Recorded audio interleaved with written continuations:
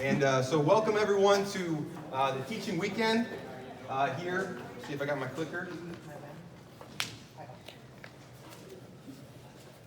Welcome to the false start. There we go. To our healing in the ministry of Jesus. And so we have people, and I'm just going to say like an area, and you guys can cheer based on where you're from, okay? So we have people from Virginia. Yeah! Woo! Oh, that's good. We have people from Baltimore. Yeah! Well done, Baltimore. We have people from Maryland. We have people from Paris, France. No, we don't. We don't. I was hoping I would just guess and like get it right, but no. But yeah, so we're gonna talk this evening. We're gonna actually this whole weekend. So it's today and then tomorrow. My wife and I are gonna do a section tonight. Tomorrow we're gonna have some awesome teachers. We're gonna have NECA from the Richmond Church. We're gonna have Matt and Katie Fisk, and then the Ugolinis from the Northern Virginia Church speaking tomorrow. And we're gonna be talking about healing. And specifically, what does healing look like in the ministry of Jesus? This is my family.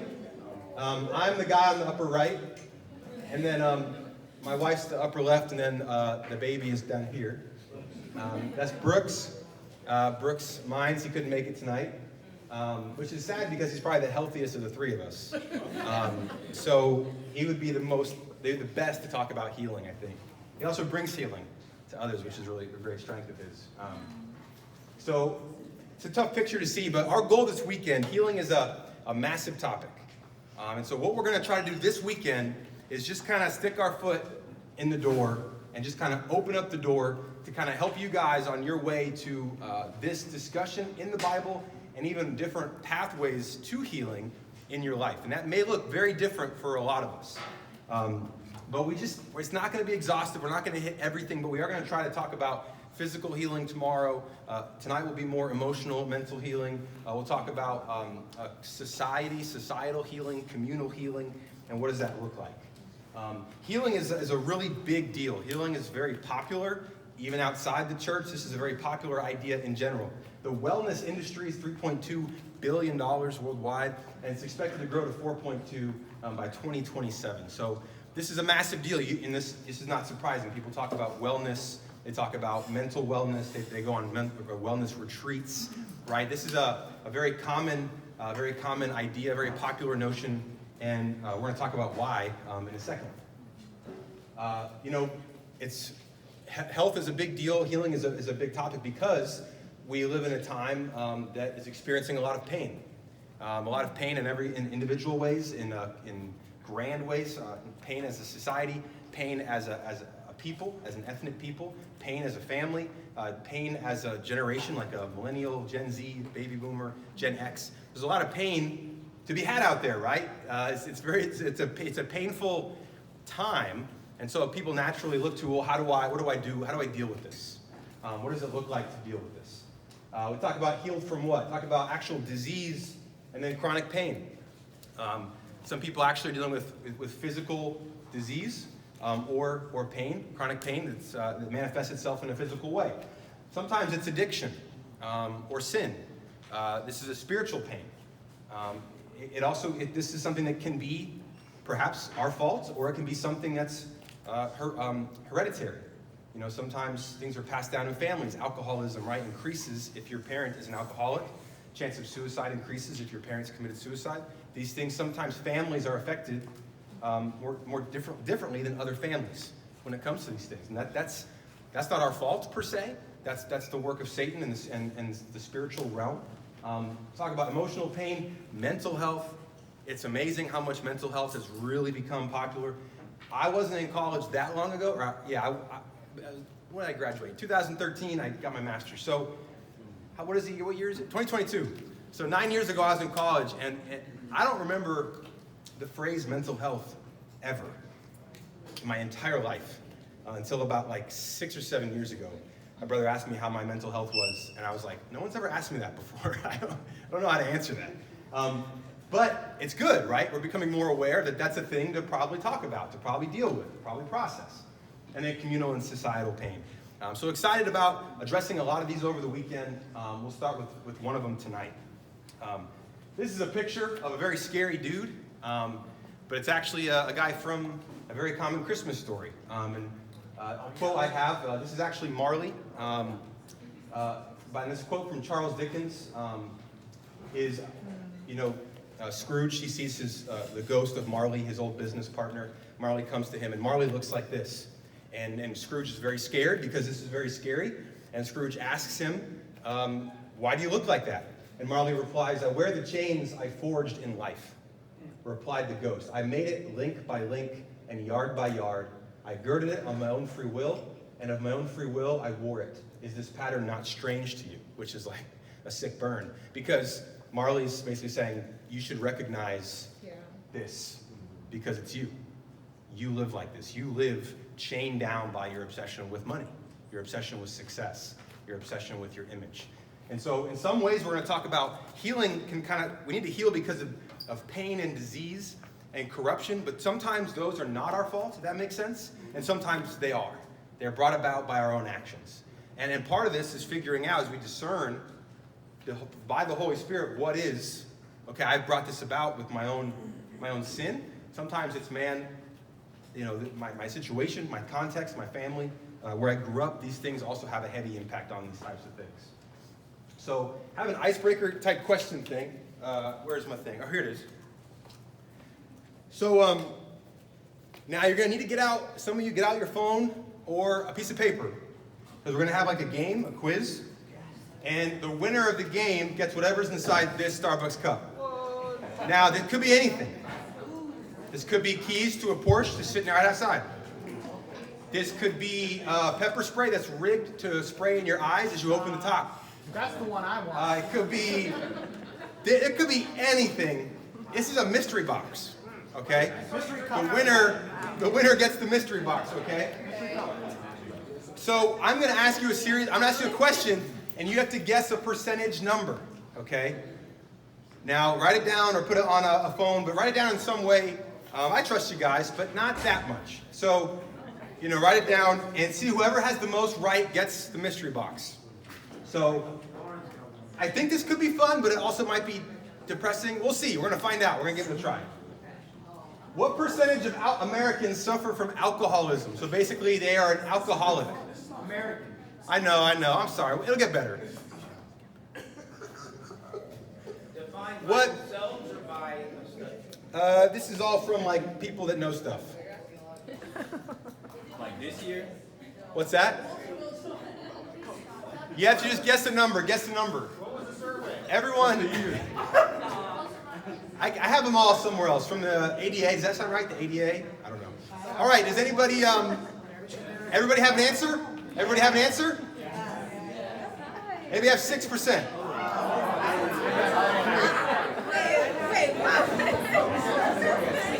I know. It seems low. But. So nobody had 6? Nobody had 6. All right, so I will say that, that was a tough one because the way that survey worked, they classify, you can be like a binge drinker, but not necessarily an alcoholic. So, oh man, that's tough. I should have definitely helped you out with that one. So nobody put 6. All right, and that's a practice. It'll get better, maybe. Could get worse. What percentage of Americans suffer from diagnosed depression? It's diagnosed. What percentage of Americans suffer from diagnosed? Sorry. This is all pre-2020. It's 2018. 2018. You guys ready? Anybody get 8? 7? 8? 8? Okay, so 1 point for Javier. And what's your name in the back? Carmen. 1 point for Carmen. Wayne, 7 is great, but it's not quite enough. Anybody have 8.4? Just kidding. All right, what percentage of Americans suffer from anxiety disorders? And there's an age range there, so This is also 2018. This is diagnosed. These are all diagnosed. This is diagnosed anxiety, any kind of diagnosed anxiety disorder. You guys ready? Y'all only ready for this one. 22. We got it? 22? 23? Okay, so we have 1 point, 1 point, 1 point. So we have 3 people with points. Remember that. Might have a tiebreaker at the end. All right, this one's fun. Not really. What percentage of Americans are addicted to pornography? Now, I had to do this one on my own because viewing porn once a week was actually not considered addiction by worldly experts. That's very sad. Very sad. So this is the number of people who view porn once a week or more. I'm going to say that's addicted. So I'm just going to say it. I'm not a doctor, but you can sue me. So we'll say how many people, what percentage of Americans view pornography once a week or more? So what percentage? Is a men and a women. There's a men and a women. There's 2 different numbers. There's a man number and a woman number.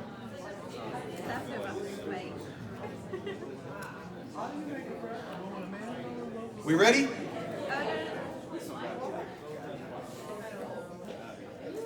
All right, we're going to go men first.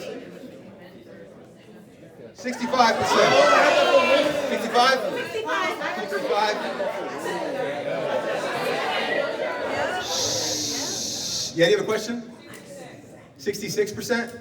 That's really, really good. But not worth a point. You have to get it right. You have to nail it. I'm so sorry.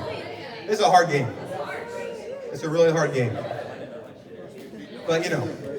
By the way, this was the lowest number for men I could find. Most were in the 80s. All right, women. Women, you guys ready? Women? 18%. Anybody have 18? 18? No, okay. All right, so this is the last question before we go into the tiebreaker. Okay, for whoever has a point, you'll get to go into a final round. What are the chances? Now, this is not like a survey. This is based on the number of people. This is a guess based on the number of people over time. What are the chances the average American will be diagnosed with a mental health disorder over their lifetime? So the chances that you, over your lifetime, will be diagnosed with a mental health disorder. What are the chances? Yeah, what are the chances that any of us will be over our lifetime? I'll do it in 5 seconds. Ready? 3, 2, 1, 50. 50%? Did you get 50%? In the back, did you get 50? So you got 2 points. So you're our winner. Let's hear it. Come on up. Come on up. Any guesses what's in here?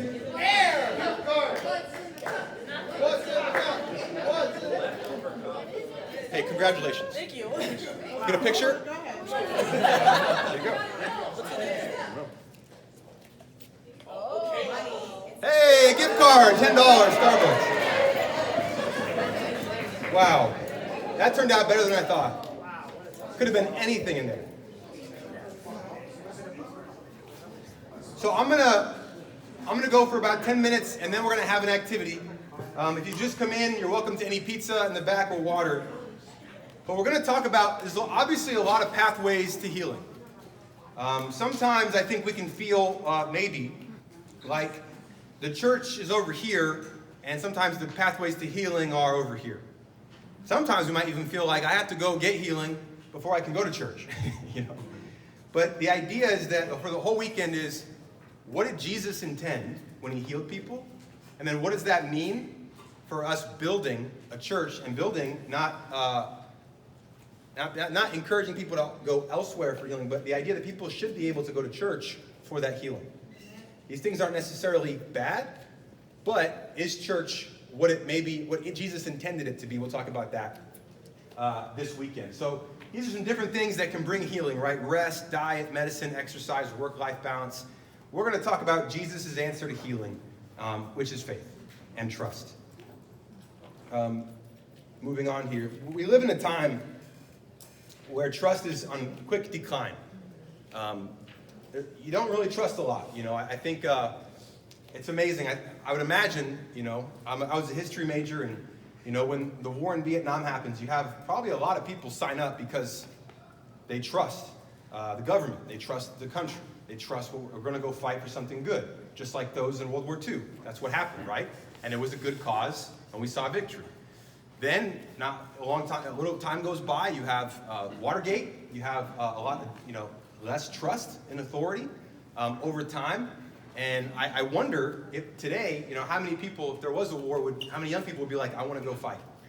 Probably not as many, right? To put it very clearly. But we don't really trust institutions. We don't trust authority figures. We sometimes struggle to trust our significant other, our partner. We struggle to trust the church. We struggle to trust Jesus. It's a time where cynicism and suspicion are at an all-time high. And these are some also interesting facts and figures. You don't have to guess, just watch. But 41% of millennial Christians, so basically my age group, believe that it is up to each person to decide what is truth for them. That's a lot of millennial Christians who decide, listen, the truth is what I decide it to be. 76% of practicing Christians believe the best way to find yourself is by looking inside yourself. These are Christians, right? And maybe some of us are like, yeah, that sounds right. Maybe you are part of that 76%, right? Maybe some of you are like, wow, that's a high number. Also, 76% of practicing Christians believe one should not criticize someone else's life choices, right? That's pretty common, right? Don't tell me that I'm doing something wrong. And then 72% of practicing Christians believe that in order to be fulfilled in life, you must pursue the things which you desire most. Anybody seeing a trend in all this? Anybody see a trend in all those answers? Right. We trust things outside of ourselves less, but our culture is telling us to trust ourselves more. Take that trust and put it all in yourself. Buy Drew Mines stock if you're Drew Mines, right? Buy Brian Shimon stock if you're Brian Shimon. That price might not be so good if you're buying Drew Mines stock. I don't know in a couple years, but put that trust in yourself. Live your truth, follow yourself, be yourself. The message of every Disney movie is be yourself, right? That's be inner truth. Let it go, right? Turn away and slam the door. What's the word? Something like that. Yeah, I think Matt's going to come on and lead us in Let It Go. I'm just kidding.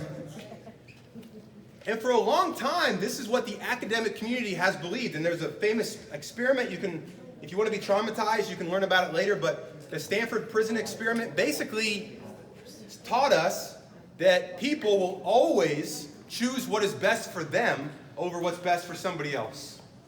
And this experiment had a lot of issues. But what they've actually found recently in a lot of, these are non-Christian studies, but a lot of academics are finding that the opposite is actually true. And they took an experiment, right? They had Group A and Group B. So let's call you guys Group A and then you guys Group B. Basically, I gave $10 to Group A. And I said, you have a choice for that $10. You can, if you want, just keep it and it'll stay $10.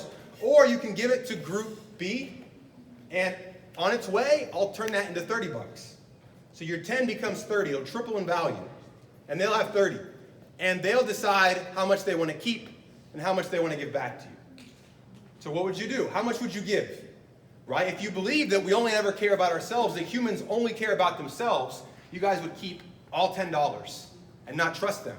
I'm not giving $10 that's going to turn into 30 to them. I'm keeping that 10. But what they found is that people, on average, in Group A, gave about $5 to this group. So that 5 turns into 15. You guys now have $15. You had 0 before. Now you have 15. It's a good situation. They have 5. And you have a decision. You can send back however much you want. On average, people sent back, as it triples here. And on average, people sent back $5. So what happens? 10 and 10. And this is a longitudinal study done in the University of Minnesota. But what they found is that people, deep down, know they can't survive on their own. Deep down, they know, as much as culture might tell us, as much as movies might tell us, as much as the world might tell us to trust ourselves, we know that that's not actually going to give us survival. We've got to actually, at some level, trust other people. And that in that situation, they found that people always were going to give money, they're going to invest, and trust that these guys were going to send something back their way. And I think that's incredible because I think deep down each one of us, we know that that's true. And this is maybe obvious to some of us, but companies, like they know this, right? They're trying to build trust. Everyone tries, in a sense, to build trust, but what does that actually look like? And Jesus does something incredible in the Gospels. And we're going to talk about this tonight and tomorrow morning. Those are Greek words, but Jesus basically, he says something that nobody else says, which is your faith has healed you. He says this in 4 different stories. We're going to look at 1 tonight and 3 in the morning. Your faith has healed you. Faith basically means trust. And soteria, that word on the upper right, basically means saved. In fact, I would say it's probably the best translation would be your trust has made you whole. Your trust has made you whole. No one else. This is amazing. Because you know how people will say, well, Jesus is just like everybody else? No. Wrong. Nobody else. Not Plato, not Socrates, not Buddha, not whoever founded Hinduism, probably Shiva. I don't know. She's the goddess, right? Nobody says, you know what saves you? Trust. Trust saves you. Trust heals you. Trust makes you whole. This is the greatest and most effective pathway to healing. We can talk all we want about rest and work-life balance. We can talk all we want about how we treat each other. You can go as far as you can travel the ends of the earth to find peace and fulfillment. But if you don't trust God, you will never be able to be made whole. You will always be incomplete. Because deep down in us, we know that we need Him. We need God, and every day is a fight against that. And I want to kind of explain why this is so astounding. When Jesus says your trust has made you whole, He chooses a very interesting word. So we're going to talk about the hemorrhaging woman tomorrow. The hemorrhaging woman is bleeding in Mark chapter 5. But she's not dying. She's bleeding. It's not a life or death situation. We talk about this, the lepers in Luke chapter 17 tomorrow morning. Leprosy was not a death sentence. It didn't kill you. Blind Bartimaeus we'll talk about tomorrow morning. Blindness doesn't kill you. It's not a death sentence. I mean, it's not great, but it doesn't kill you. You can live and be blind. A lot of people do. So why would Jesus, He can choose a whole bunch of words. Iamai, hubies, and therapeuo are all perfectly adequate Greek words that mean heal. But Jesus doesn't choose them. He chooses the word for salvation.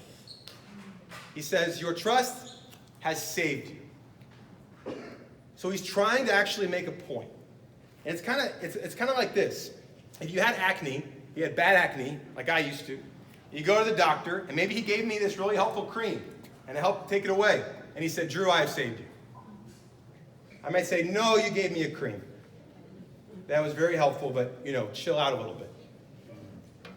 Jesus is trying to say something about trust.